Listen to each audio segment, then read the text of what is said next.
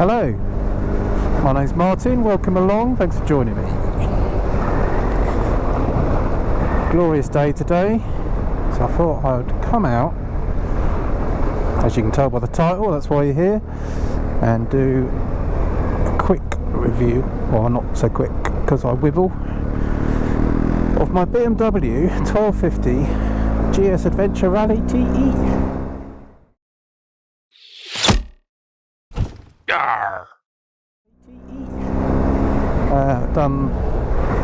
Had it for around about 2 years now from new, and we have done 15,746 miles on it. So even though the title says 12,000, it just means that I'm late. Sorry. And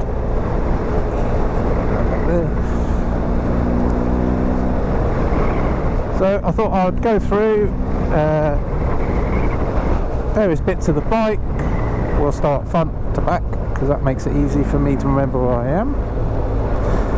And Joe came out with me the other day and did a little bit about what it's like on the back, so I'll stick that in at some point.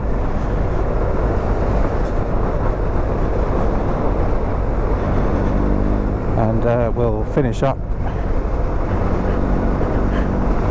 and that'll be it until 18,000 miles.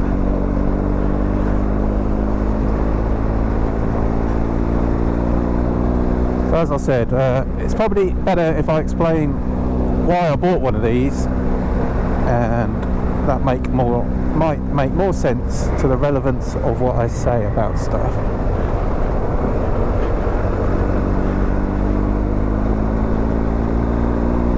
Because people buy bikes for different reasons, or a mixture of reasons, or whatever. So I'll kick off straight off the bat. I didn't buy it to go off-road. I have no, probably wait that way. I have no intention of riding off-road. But who knows, it may happen.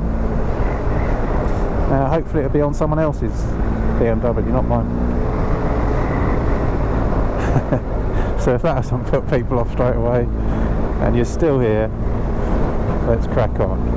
The main reason I bought one, I had a 1200 GS Adventure, and it was a sort of trade up basically.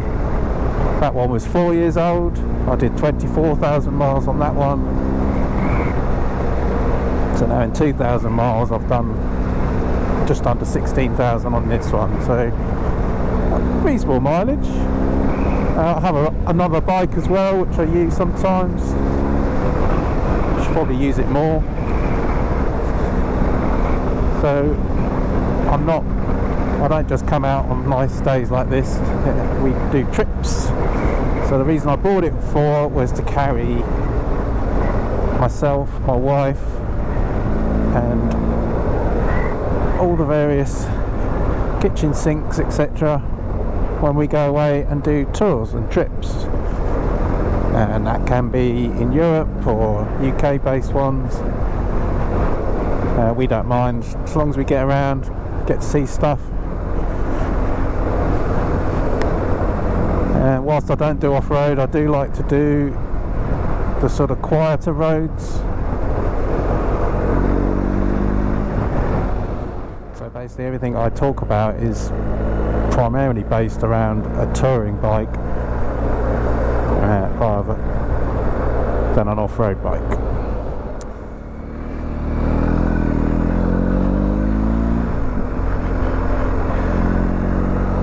And just for reference, I am 6'3", although as I'm getting older I am shrinking, so let's say 6'2", 6'2.5", it's a bit of difference, come on.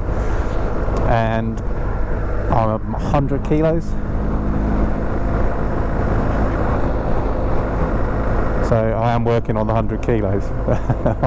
I'm just getting into rowing, that's another story. So I've got 34 inside leg, it's quite tall, so I like a roomy bike, which this does brilliantly. And my wife is 5'8",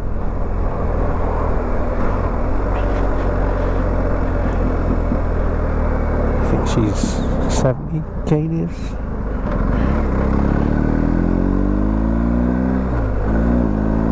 Good gear change, Martin, good gear change.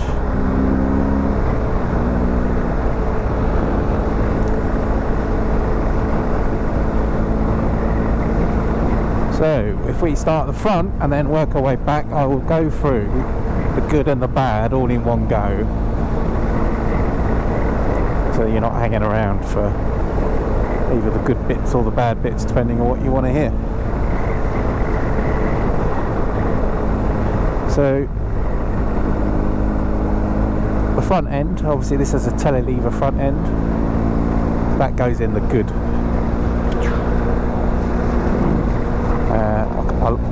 I really like it. It doesn't dive on the brakes, it's a very stable platform, and it makes it more comfortable for Joe as well, for when you accelerate and brake it's not pitching up and down. It does a little bit, but not as much as a conventional forked bike, shall we say. So that gets a plus for me. And yeah, braking now, there's hardly any dive there.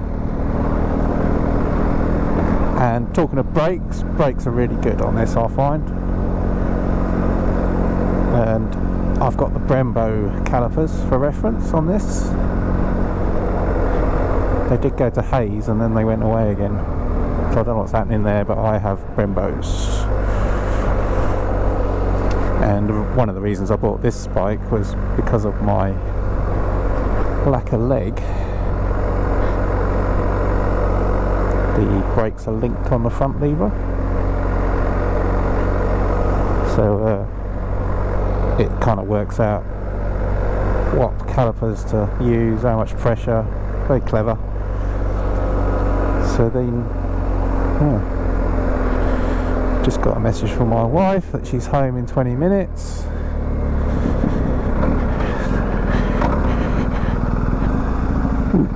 So let's go get her. Let's go and get her. My bad, I thought I had the day to myself. She was working today. But anyway, let's go back home. We can carry this on with Joe on the back.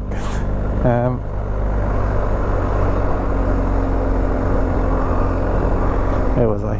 Brakes, yes. So the brakes sort themselves out. I really like that feature for me. It might not be relevant to those of you that can use the rear foot brake. I totally understand that. But just in case there are anybody else out there with issues with their right leg, foot, whatever, really good. I've gone through, not on this bike, but on my 1200 it wore out the rear pads before the front pads, and I never used the back brake, so that's just from it working out. So if you're doing slow speed,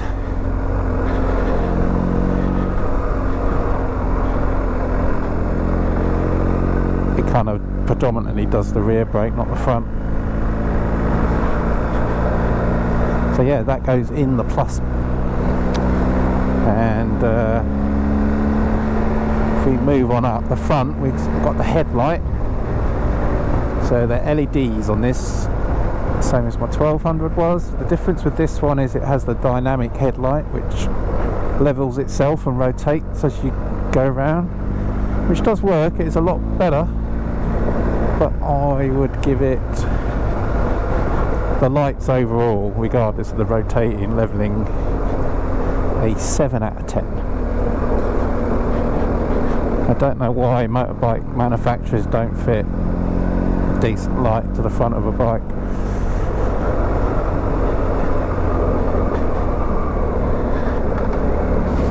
And I find I don't do much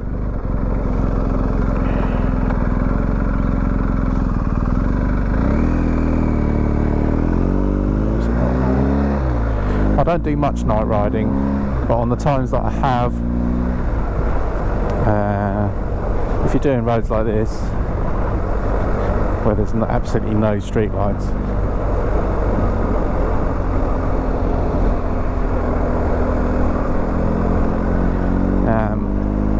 dip beam doesn't go out far enough. I did adjust it, there is a little adjuster, and I raised it up a bit, which improved it. But the high beam doesn't massively, it just goes further up the road, it doesn't like spark everything up, which is probably why a lot of people fit additional lights to the front of their GS's. But I do question, why should you have to when you spent a load of money? Let's do this one here.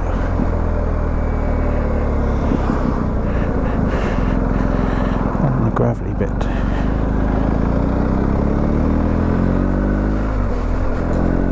Yeah, when you spent this much money, why do you have to buy additional lights just to see where you're going? So, but that could be me. I'm getting on a bit. 57 next week. So maybe my eyesight isn't as good as it used to be at night. So it's not horrific, but it's not brilliant. So I'll kind of give that a thumbs horizontal, shall we say. And this particular model as well, the front indicators stay on as marker lights in a dim sort of setting. Now obviously I can't see that when I ride, fortunately, because it's all blocked by the fairing bits. And I haven't had anyone pull out in front of me thinking they were on or anything as yet. So I haven't really got a lot of judgment on that. It's but having had one behind me on a clan ride or something, they do stand out, so I'll give you that. So I'm on the fence on that as well. And then moving up from the headlight, you have the screen. So the screen I changed because I had this one there. It's an MRA screen, really good. So I'll give MRA screen a high mark. I found the BMW standard screen on a GS Adventure. It's slightly taller than the GS. And for someone of my height, it was hitting me on the top of my head here at motorway speeds, and then you get the bobble head. And no one likes the bobble head. It's just like and it didn't matter whether I had it up, down, it just, I couldn't get a non-turbulent airstream. So the MRA is lower, so the winder's on the up position, so you can lower that even more. Oh, that's where I live. So yeah, I get a really good non-turbulent airflow from that, regardless of what speed. But I wouldn't say that you know, you don't sit in a quiet bubble, put it that way. You can get bigger screens for these. I'd recommend, if you do that, you put the screen braces on, because they do wobble around.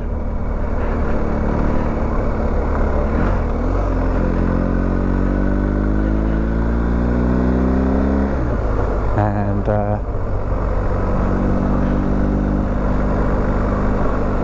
yeah, so overall the wind protection, admittedly without the standard screen, I find really good, and it's got the wind deflectors here. So at motorway speeds I tend to get a bit of air hitting me just on my shoulders, and that does highlight when it rains slightly. You don't get that wet except just on the outer edges of myself, because I'm a bit of a wider unit. And you got the hand guards, they keep a bit of rain off and the wind off.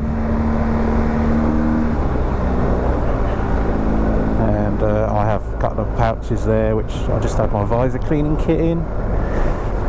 So the bike's quite good for being a bit utilitarian, shall we say. You can, people have bags on the crash bars, and, you know, it doesn't look out of place.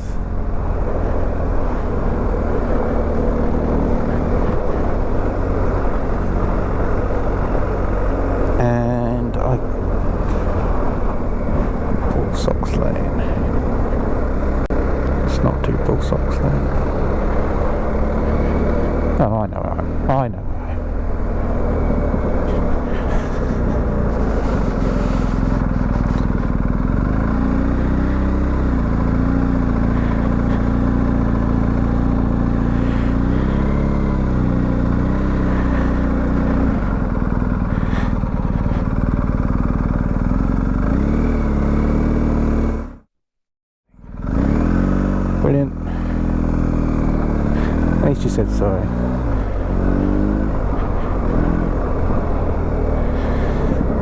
At least she said sorry.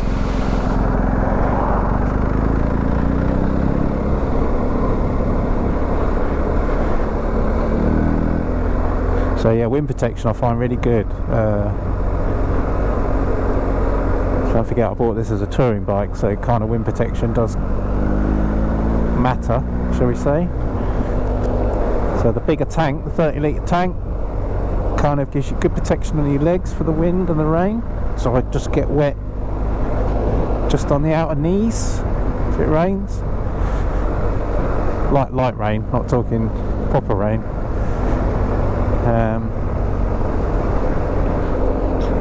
But yeah, I mean I can only talk about one side of my body, but in hot weather it's pretty good in hot weather fairing wise. The radiator fan is on the right hand side only, and it's angled out so it blows the hot air out at an angle, not into you or your legs or your gonads. So that's quite a good design feature if they intended that.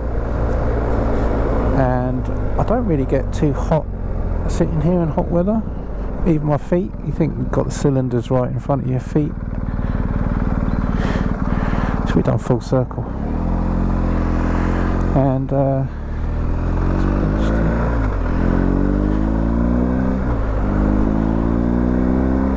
yeah, so that I think the overall sort of comfort of the fairing, should we talk about, and seating position, the sort of arm position and everything definitely gets a thumbs up. Very comfortable for me.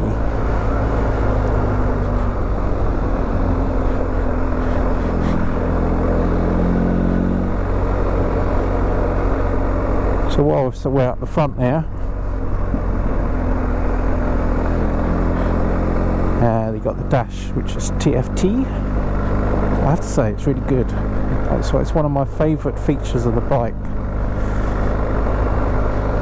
Does that make me sad? I like the fact my phone connects to it. If I want music on and stuff, I can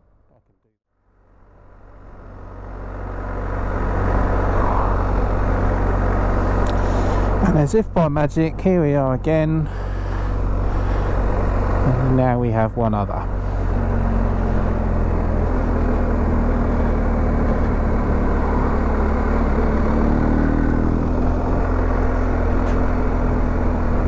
So I was on about TFT dash. Fish and chips. What?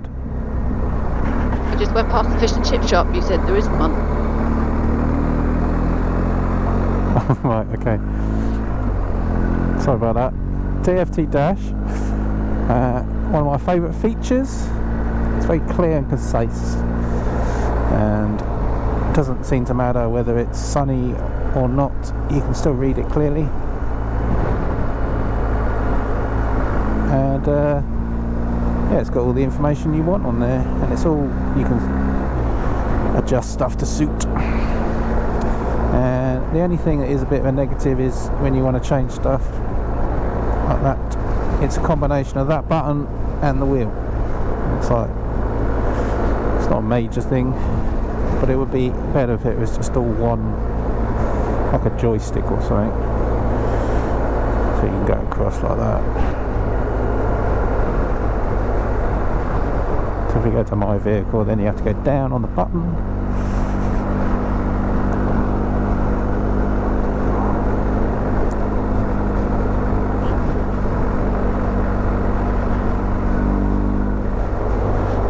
So yeah, lots of info on there to keep you amused.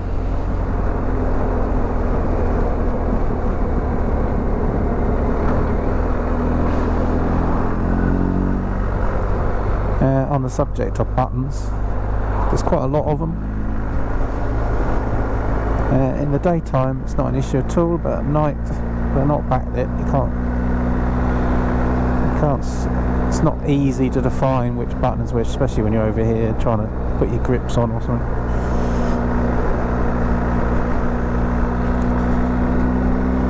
So So the no backlit is a definite thumbs down, but the quality and feel of the buttons is definitely a thumbs up.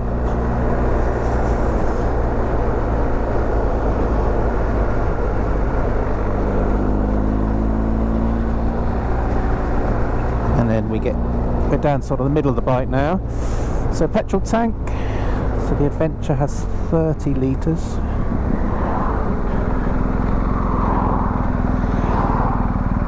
And you can feel the weight when it is full.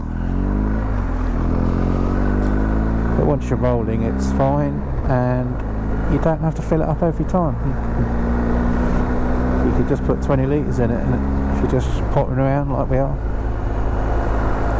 But I do find it handy that the big range,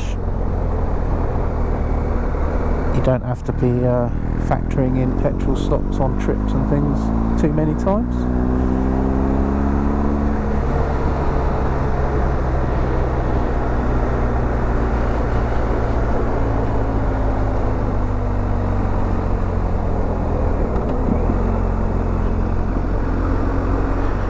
Brings us nicely to the seats. So the standard seats aren't bad, and they're heated on this, which is quite a good thing. I never had a heated seat, and I wasn't fussed about having one until I got one, and it's awesome when it's cold. It does make a difference, a lot more than I thought it would. Don't know how you felt about your heated seat, Jay? Heated seat was lush when it's cold. Yeah, it does take a little while to come through the foam, but... Mine doesn't. Mine's quite quick to come through. Is that the castle? That is the castle. That's what I wanted. I'll go down and turn around somewhere. Yeah, so at the moment we've got sergeant seats on, which aren't heated, but they are a wide up and a bit more comfortable than the standard ones, and they are a little cut out for your coccyx.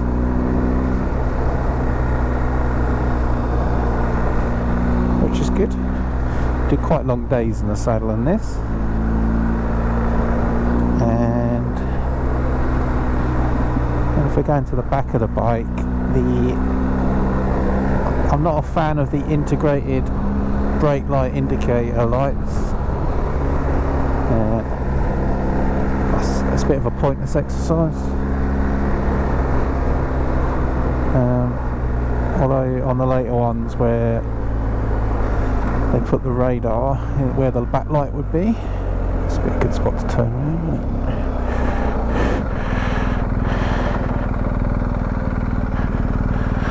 Lamb Inn doesn't look like it's been open for a while.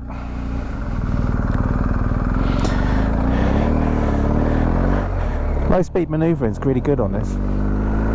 Very controlled, as you can tell. Or not. But yeah, 2 up, feet up. Turn around, not an issue. But yeah, going back to the lights, when you brake, the brake light kind of washes out the indicator light. So I have had a couple of comments from people when we've been out on rides and they've missed my indicator because the brake light came on. You could argue that's their inattentiveness. But yeah, I just like, why do it? Or make the light, the indicator, the brake light on that side that you're indicating not illuminate.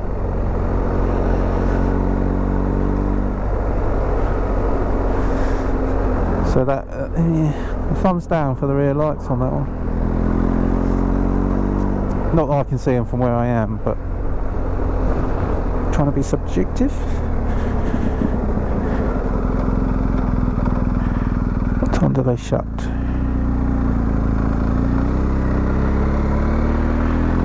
So this, look at that.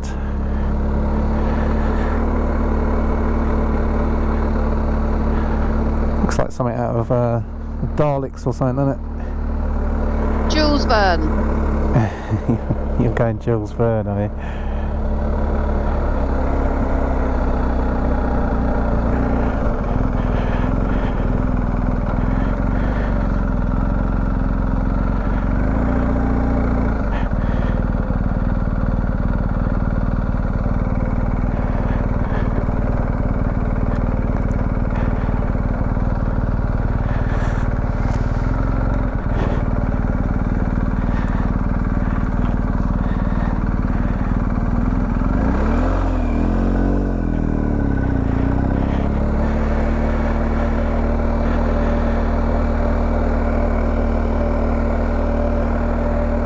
if you carried on down that road, that takes you to Herstmonceux Castle, although when you say castle, it's made of brick, and it's a university or something. It is a university, Yeah, so you can't sort of go around it. It's an American one, isn't it? Something like that, yeah, or Canadian or something, maybe.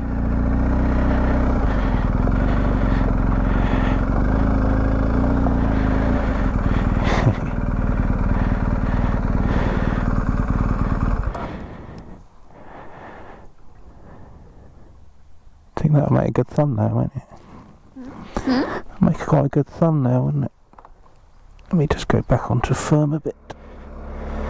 So do you think when that was new it was all copper? So it was copper coloured? You don't know actually. I'll have to Google it. I suppose quite probably.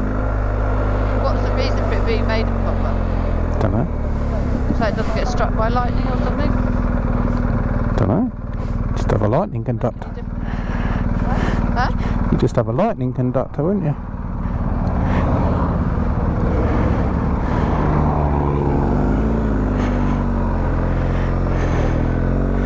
Anyway, back to the motorcycle.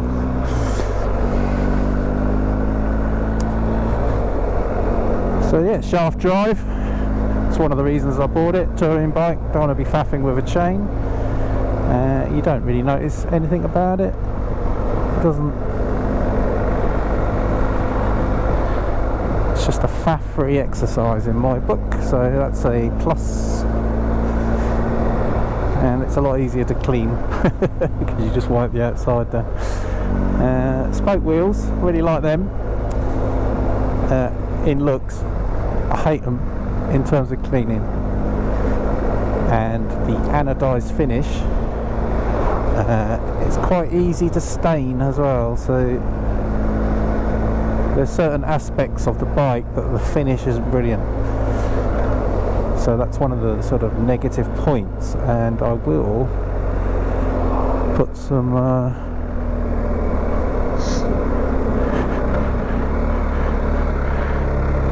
it looks like it'll be a good pub. I will put some pictures up of the I've got some flaking paint on the engine cases, which my 1200 had as well. And it would make me think twice buying a third one if the paint was the same. But the new 1300 has a completely different finish on the engine cases, so it does look like they've addressed that. And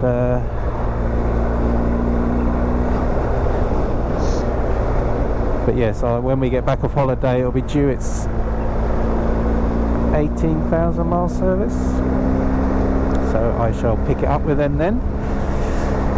On my 1200 I got new engine cases, new shaft drive, final drive box, all under warranty, and I had my bike for 2 weeks whilst they swapped all the bits over inside into the new cases. And they gave me, well, they didn't give me, they loaned me a 1250 Adventure to use in the meantime, so it's no inconvenience to me at all, so which is good. So customer service through BMW so far is a definite thumbs up.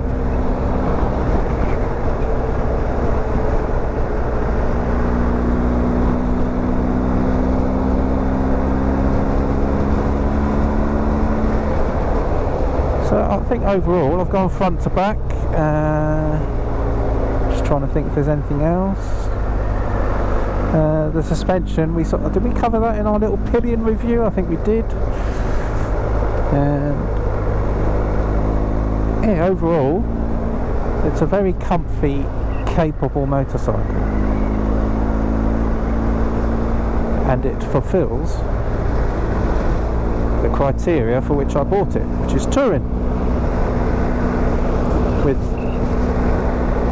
the other half.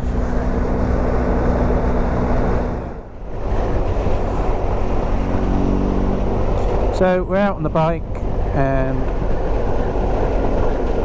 having to redo Josie's review of sitting on the back.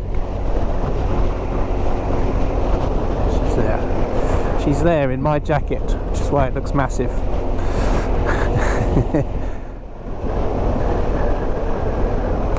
So anyway, sitting on the back.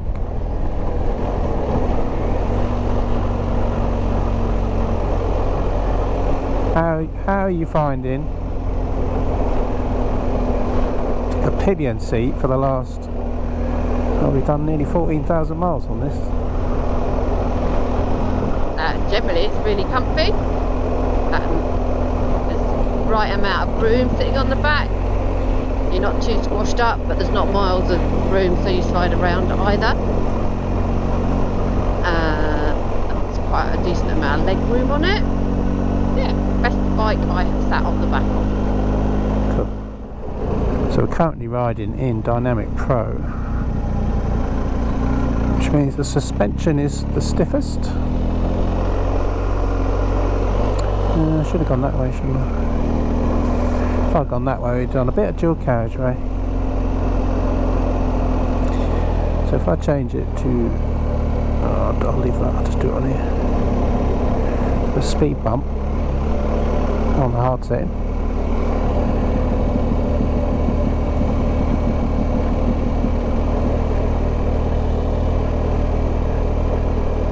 So now that's softened up. Can you feel that? There's a little difference. We'll find out. Yeah, no, that's a lot nicer over a speed bump. So yeah, for the if you're not on it, I normally ride in road all the time because it's just. If I'm not on it. No, if one is not on one's riding. If you're not riding at capacity. Yeah, or you're not having a bit of fun, if you know what I mean. So you're just trundling along, you're looking at scenery, you're on tour, you're going for the villages. I find it better in road. So ignore what it says Dynamic Pro, I just did the suspension. And when you want to have a bit of fun, you put it in Dynamic Pro, and then it stiffens everything up. How easy is it to change? Well, this is what I was just about to say. If you do it on the mode, you have to cycle through it and then shut the throttle to change the mode.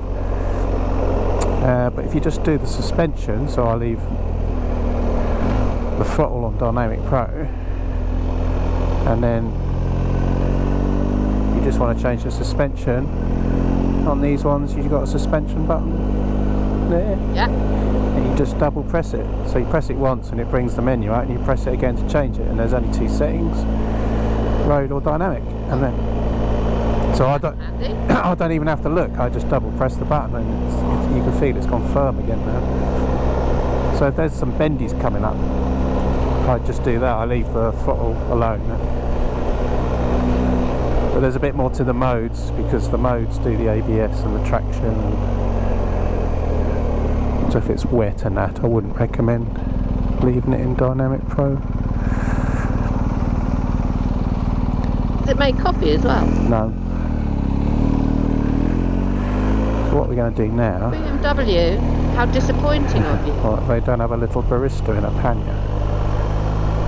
What I'm going to do now is just do a bit of dual carriageway at the national speed. Barista in a little leather lederhosen that pops up out of the top of coffee.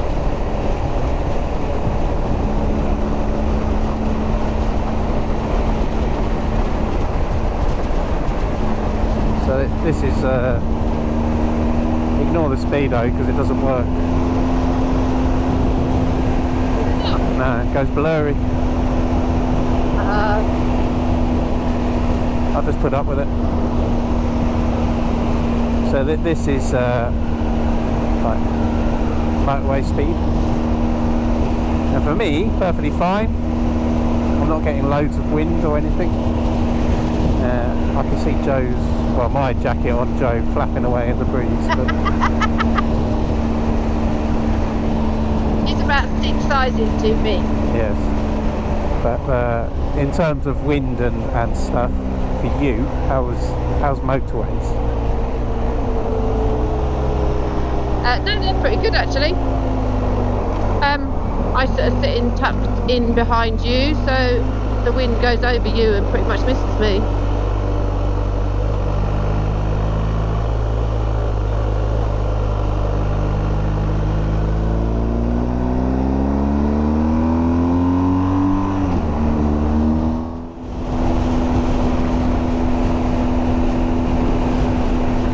So it shouldn't be too hard to find, but do a little bit of bumpy road now.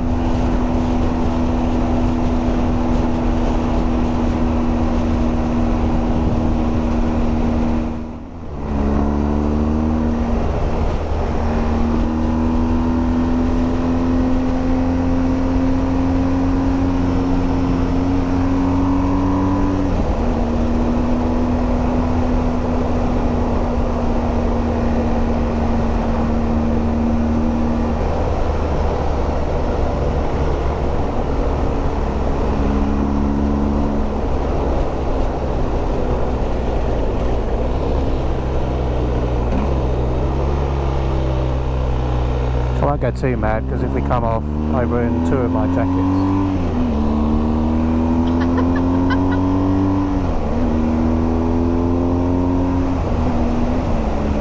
I like to think you have a bit more faith in yourself than that.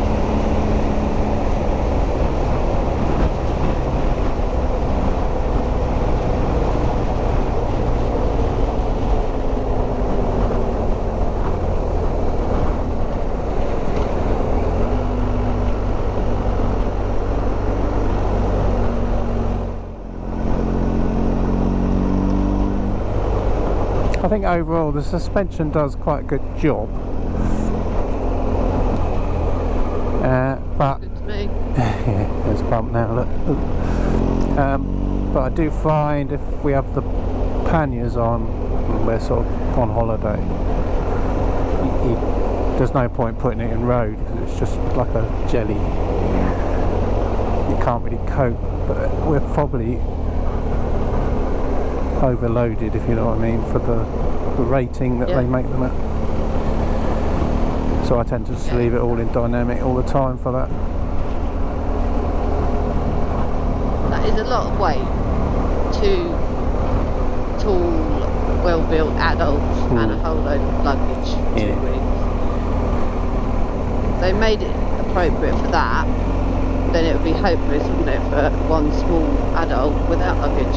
Yeah, they have to sort of pick a compromise, but you can get uprated suspension, it's not cheap.